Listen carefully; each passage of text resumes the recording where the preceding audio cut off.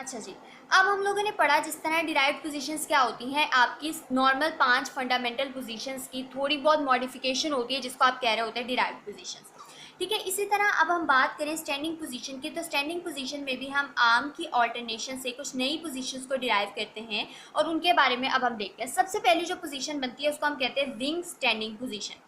Wing standing position किस तरह की होती है, जब कोई इंसान बहुत एरोगेंटली आपसे क्वेश्चन कर रहा होता है ना, तो कुछ इस तरह की पोजीशन होती है उसकी आर्म्स की कि वो अपने हाथ को जो है ना वो साइड पे कुछ इस तरह से प्लेस कर लेता है। अगर मैं आपको अपनी बुक से भी दिखाऊं तो ये देखें कि यहाँ पर जो हम लोग को विंग स्टैंडिंग की बहुत अच्छी एक डिपिक्शन मिलती है। अब विंग स्टैंडिंग पोजीशन की सबसे पहले प्रॉपर्टीज क्या हैं, इसमें क्या क्या चेंजेस है और किस तरह से हम लोग इस पोजीशन को डिस्क्राइब करेंगे। सबसे पहले हैंड से स्टार्ट करते हैं, तो हैंड्स हमारे इलियक क्रस्ट के ऊपर पड़े होते हैं और आपको याद हो तो हम लोगों ने हिप बोन के स्ट्रक्चर में इलियक क्रस्ट पड़ी भी हुई है कि कुछ इस तरह का एक प्रोमिनेंट पार्ट होता है, हमारी सरफेस एनाटॉमी में भी हम इसको पढ़ते हैं।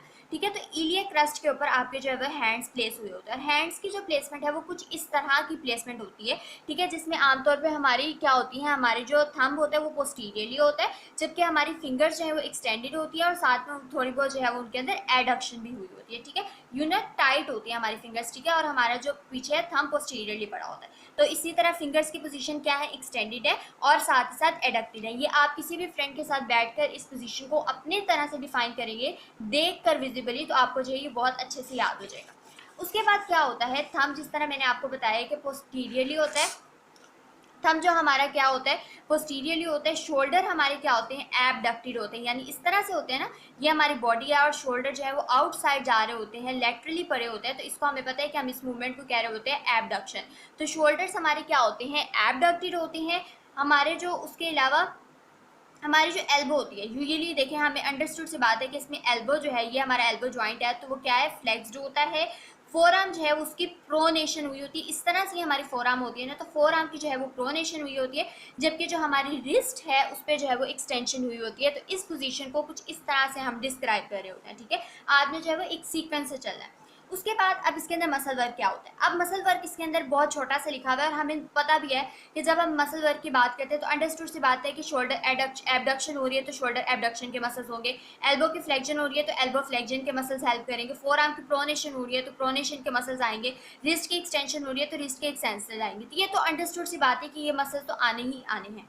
अब उसने बताया है इन मसल्स के अलावा भी दो और ऐसे मसल्स हैं जो कि इस मूवमेंट में हेल्प करते हैं, जिसकी चाहे हम लोग को इससे अंडरस्टैंडिंग नहीं मिलती। लाइक मैं अगर बात कर रही हूँ कि शोल्डर की एबडक्शन हुई है तो यहाँ पर शोल्डर के एडक्टर की यूज़ हो रहे हैं।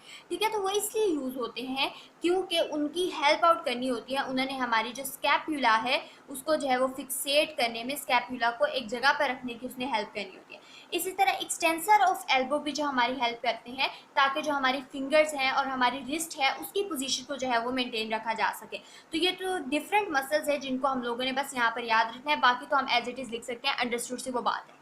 उसके बाद अगर हम इस पोजीशन के इफेक्ट्स एंड यूजेस पढ़ें, देखें ये कुछ इस तरह की पोजीशन है और इस पोजीशन में बहुत आसान होता है कि फिजियोथेरेपिस्ट पीछे से पेशेंट को ग्रास्प करके उसको इजीली जो है वो हेल्प करा सकता है, आप एक्सरसाइज करा सकता है। ठीक है, ये एक चीज़ इसका फ़ायदा हो गया। नंबर 2 क्या है, ये ट्रंक की एक्सरसाइजेज में बहुत ज़्यादा हेल्प आउट करता है क्योंकि आपकी जो ट्रंक है वो फुली एक आप कह सकते हैं ओपन पोजीशन में होती है, कि एक्सपेंडेड पोजीशन में होती है, तो उससे बहुत ज़्यादा हेल्प कर सकती है। उसके बाद ना इसमें जो आपका थोरैक्स होता है ना, चूँकि थोरैक्स के बिल्कुल फ्री होता है, आपकी चूँकि आर्म साइड पे होती है, थोरैक्स के ऊपर कोई प्रेशर नहीं होता, तो एज अ रिजल्ट ना ब्रीदिंग जो है वो इस पोजीशन में काफ़ी ज़्यादा ईजी हो जाती है। ठीक है, तो ये हमारे पास था कुछ एक ओवरव्यू था कि हमारी जो है विंग स्टैंडिंग पोजीशन जो है वो किस तरह की होती है। यहाँ पर अगेन मैंने एक फिगर बनाई है जो ये चीज़ डिपिक्ट करी है कि यहाँ पर आप देख सकते हैं कि शोल्डर हमारे क्या है, एबडक्टेड है, फोर आर्म प्रोनेटेड है, एल्बो फ्लेक्स्ड है, हैंड्स हमारे कहाँ पर है, इलियक क्रस्ट के ऊपर प्लेस है, थंब हमारा क्या है, पोस्टीरियरली है।